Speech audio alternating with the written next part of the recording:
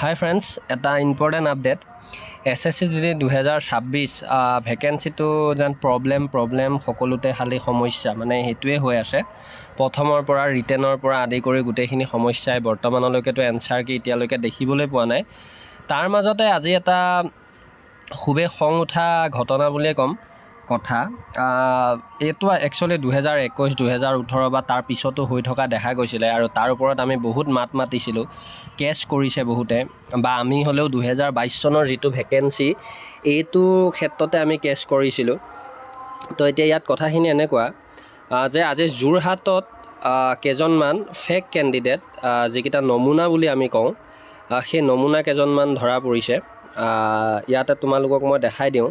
আৰু সকলোতকৈ দুখ লগা ঘটনা বা কথা এইটোৱে যে অসম এখন এনেকুৱা ৰাজ্য যে দুটকামান টকাৰ বাবে মানে কিছুমান অফিচে বা DC অফিচ হওক বা যিয়ে নহওক, কিছুমান অফিচে মানে কি নিজৰ অস্তিত্বটো বেছি দিয়ে। মানে কি আমাৰ অসমৰ যে যুৱক যুৱতীয়ে, নিবনুৱা যুৱক যুৱতীয়ে চাকৰিটো পাওক, সেই কথাখিনি তেওঁলোকে অকণমানো নাভাবে। কাৰণ আমি কি কৰিব নোৱাৰোঁ, আমি তেওঁলোকক লাখ টকা দিব নোৱাৰোঁ। গতিকে তেওঁলোকে কি কৰে, বাহিৰৰ যিবিলাকে ধৰি লোৱা এখন ডকুমেণ্টছৰ কাৰণে 20,000 30,000 টকা পেলাই দিয়ে, তেওঁলোকক কি কৰে, তেওঁলোকে চাকৰি বেছি দিয়ে। চাকৰি বেচা বুলি ক'ব লাগিব। কাৰণ কিয়, ডকুমেণ্টছখন দিছে যেতিয়া, স্থায়ী বাসিন্দাৰ প্ৰমাণপত্ৰখন দিছে যেতিয়া হাতত তুলি, তো তেওঁটোতো ইয়াৰে স্থায়ী বাসিন্দা বুলিয়েই প্ৰমাণিত হ'ব। আৰু লগতে তেওঁ কি হ'ব, যিহেতুকৈ বাহিৰৰ এজন কেণ্ডিডেট, তেওঁতো অভিয়াছলি আমাতকৈ ভাল মাৰ্কেই পাব। গতিকে তেওঁ চাকৰিটো লৈ গুচি যাব। আমাৰ মানে ষ্টেটৰ যিটো পোষ্ট, পাৰ্মানেণ্ট পোষ্ট, সেই পোষ্টটোত তেওঁ লৈ গুচি যাব। তো ইয়াতে চোৱা নামবিলাক কেনেকুৱা, তোমালোকে নিজে চোৱা। মোক আজি 2-3জনমান, কেইবাজনো আৰু ছাবস্ক্ৰাইবাৰে মোক দিলে এই যিখিনি ডকুমেণ্টছ সেইখিনি দিলে, চোৱা প্ৰুফখিনি।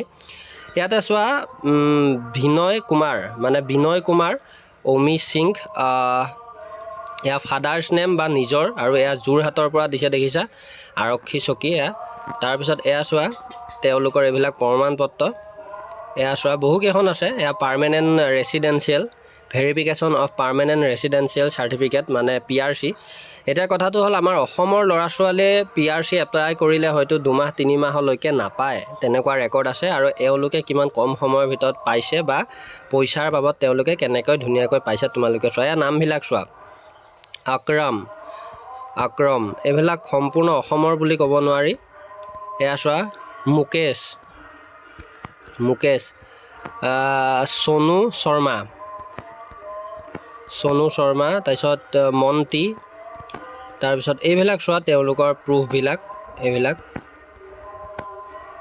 স্থায়ী বাসিন্দাৰ প্ৰমাণপত্ৰ, এইটো পৰমভীৰ গোৱালা। তো এইবিলাক তেওঁলোকৰ প্ৰুফ। এয়া ফেক কেণ্ডিডেট এইবিলাক, এয়া চোৱা। এতিয়া কথাটো হ'ল কি, আমি ইয়াৰ পৰা কেনেকৈ সাৱধান হ'ম, বা মইতো ইয়াৰ ওপৰত বহুত আগতে মাত মাতিছিলোঁ, যিহেতুকৈ যোৱা বছৰ ভেকেঞ্চিত এনেকুৱা কিছুমান ঘটনা হোৱা নাছিলে, বা হৈছিল যদিও খুব কম। গতিকে এইটো বিষয়ত যোৱা বছৰ ভেকেঞ্চিটোত মাত মতা নাছিলোঁ। কিন্তু এতিয়া মই যদি এনেকুৱা সমস্যা হয়, নিশ্চয়কৈ এনেকুৱা টপিকবিলাক ভাইৰেল কৰিবলৈ চেষ্টা কৰিম, যাতে তেওঁলোকেও ভিডিঅ'টো দেখা পায়, বা তেওঁলোকক কোনোবাই যদি দেখে ধৰিব পাৰে। গতিকে তোমালোককো এটা মই ৰিকুৱেষ্ট কৰোঁ মোৰ ফালৰ পৰা, যে মই যিটো ভিডিঅ' দিছোঁ, এইটো বুলিয়ে নহয়, ইয়াতকৈও মই ইয়াৰ ওপৰত ভাল টপিক্সৰ ভিডিঅ' দি দিম। মই ফেক কেণ্ডিডেটৰ ওপৰত মই কেণ্ডিডেটক দেখুৱাই পেলাই ভিডিঅ' দি দিম। গতিকে তোমালোকে যিমান পাৰা শ্বেয়াৰ কৰিবা এনেকুৱা ভিডিঅ'বিলাক।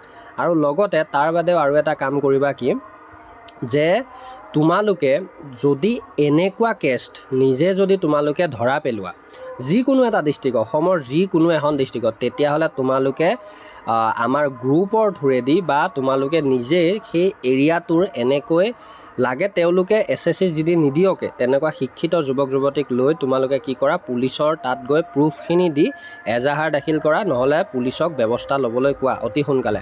কাৰণ কিয়, এওঁলোকে অকল যে অসমৰ SSC GDৰে পোষ্ট খাব তেনেকুৱা নহয়, তেওঁলোকে বহুত তেনেকুৱা ভাল পোষ্ট হয়তো পুলিচৰ পোষ্টৰ পৰ্যন্ত তেওঁলোকে খাই দিব বা হয়তো এনেকুৱা আৰু বহুত পোষ্ট তেওঁলোকে কিনি লৈ গুচি যাব পাৰে। গতিকে এইটো এটা আমাৰ কাৰণে খুব ভয়াৱহ ঘটনা আৰু এইখিনিৰ ক্ষেত্ৰত আমি যদি সজাগ নহওঁ তেতিয়াহ'লে আমাক কুঠাৰ আঘাত কৰি পেলাই তেওঁলোকে চাকৰিটো লৈ যোৱা দেখা যাব। গতিকে যিমান পাৰা শ্বেয়াৰ কৰা আৰু একমত হ'লে তোমালোকে ভিডিঅ'বিলাক কমেণ্ট কৰিবা। আৰু এটা কথা কওঁ, এইবাৰ আমি সকলোৱে আকৌ সজাগ হ'বলৈ হৈ গ'ল।